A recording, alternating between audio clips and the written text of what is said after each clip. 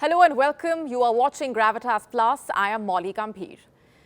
A week is a long time in geopolitics. Look no further than the week just gone by. On the 13th of June, Israel launched what it called Operation Rising Lion against Iran. In retaliation, Iran launched what it called Operation True Promise 3, and a lot has happened since then. We break it all down for you and get you the bigger picture. What are the implications for West Asia and beyond? How does all of this impact you? Let's tell you all that you need to know. Israel's attack against Iran's nuclear and military infrastructure has sparked an escalating war between the two long-time foes, one that could spiral into a wider, more lethal regional war. Israel has long identified Iran as its greatest enemy and set its sights on what it says are its two main threats: Iran's nuclear program and its arsenal of long-range missiles capable of striking Israel. And on Friday, June 13, Israeli airstrikes targeted Iran's nuclear and military infrastructure. What followed was days of exchange of attacks between the two sides, with Iran launching its retaliatory Operation True Promise 3. This escalation happened at a time when the region has already been on edge. As Israel seeks to annihilate Iran-backed Hamas in the Gaza Strip, where war still rages after Hamas's October 7, 2023 attack on Israel. And as the Israel-Iran conflict dragged on, a string of crucial questions emerged. What will America's next move be? Is there any scope of negotiations? Will this escalate into an all-out regional war? It also became clear that Israel would not achieve its objective of fully dismantling Iran's nuclear program unless it takes out the Fordo nuclear facility. In a way, Fordo is the heart of the Iranian nuclear program. Built deep inside a mountain and protected by strong air defenses, Israel does not have the weapons reportedly to destroy Fordo. It would need special bombs called bunker busters, which can break into underground structures. What are bunker busters? They are specialized bombs which are designed to destroy underground bunkers or heavily fortified structures. They are equipped with delayed fuses to ensure they only detonate after reaching their target. In fact, the Israeli ambassador to the US, in an interview with Fox News, said that the Israeli operation has to be completed with the elimination of Fordo, which the envoy believed posed the greatest danger to Israel. But Israel specifically lacks bunker buster bombs and large bomber aircraft like America's B-2 bombers, both of which are needed to destroy the Fordo enrichment site.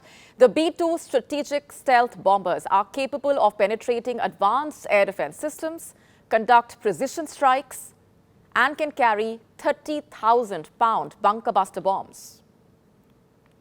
Let's also talk about the nuclear arms race at this point. According to the Stockholm International Peace Research Institute, or SIPRI, the world's nuclear armed states are beefing up their atomic arsenals and walking out of arms control pacts, creating a new era of threat that has brought an end to decades of reductions in stockpiles since the Cold War. And according to SIPRI's yearbook, which is basically an annual inventory of the world's most dangerous weapons, of the total global inventory of an estimated 12,241 warheads in January 2025, about 9,614 were in military stockpiles for potential use. Around 2,100 of the deployed warheads were kept in a state of high operational alert on ballistic missiles, nearly all belonging to either the US or Russia. SIPRI has said a clear trend is seen of growing nuclear arsenals, sharpened nuclear rhetoric, and the abandonment of arms control agreements. SIPRI said Russia and the US, which together possess around 90% of all nuclear weapons, had kept the sizes of their respective usable warheads relatively stable in 2024, but both were implementing extensive modernization programs that could increase the size of their arsenals in the future. The fastest growing arsenal is China's. with Beijing adding about 100 new warheads per year since 2023. China could potentially have at least as many intercontinental ballistic missiles as either Russia or the US by the turn of the decade. Now, zooming back into West Asia, what happens in the region carries global implications. An escalation in the Israel-Iran conflict could have a huge impact on global trade. You would be aware about the Strait of Hormuz. This is where the critical narrow waterway is situated. About 20% of the world's daily oil consumption, around 18 million barrels, passes through the Strait of Hormuz. Any closure of the strait could restrict trade and affect global oil prices. The Strait of Hormuz lies between Oman and Iran and is the primary export route for Gulf producers like Saudi Arabia, the UAE, Iraq, and Kuwait. Tehran has long used the threat of blocking the narrow waterway as a means to ward off Western pressure, and the risk has re-emerged amid the rising tensions with Israel. Earlier, Iran's Parliamentary National Security Committee board member said Iran has many options to respond to aggression, including closing the Strait of Hormuz. The Iranian lawmaker says Iran would resort to the closure of the global oil lifeline if its interests are endangered. But what happens if Iran shuts the Strait of Hormuz? It would have an immediate impact on the global price of oil, which has the potential to cause significant worldwide economic disruptions. And this would come at a time when oil prices have already increased after the ongoing tensions in West Asia.